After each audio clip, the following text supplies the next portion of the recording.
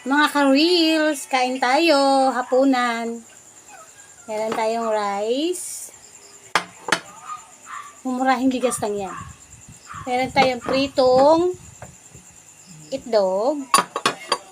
Parang pang-almusal lang. Ganun. Kasi meron tayong daing. 10 piso ang supot niyan. Tapos, meron tayong tirang noodles. Tirang noodles. Ayan. Ayan. Titikman natin yung tirang noodles. Sarap naman. Tapos yung tuyo. Tigsa 10 lang ito. Yung mga nakasabit sa gilid ng kalsada. Mga nakasupot doon. Ayan o. Tigsa 10 piso lang. Siguro ilan na naman ito. Mga 5 piraso ang laman. Ganun.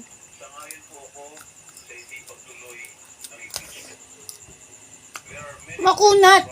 Kasi sabi ko, basain mo na ng tubig bago iprito. Kasi pagka hindi siya binasan ng tubig, masyado namang malutong. Kunat. Doon po kasi sa highway. May mga nakabitin doon na nakasupot ng mga ganito. Masarap. Promise. Masarap siya. Yung mapapadaan po galing lupa papuntang San Jose. Doon sa Santo Niño 3rd. Oh, shoutout dyan sa nagtitinda ng mga ganitong tuyo. Daing. May tinapahan doon. Masarap po yung tinda nila.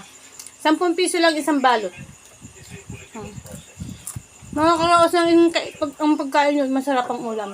Masarap iulam, ganun. Tapos, itong itlog. Medyo tutong yung itlog.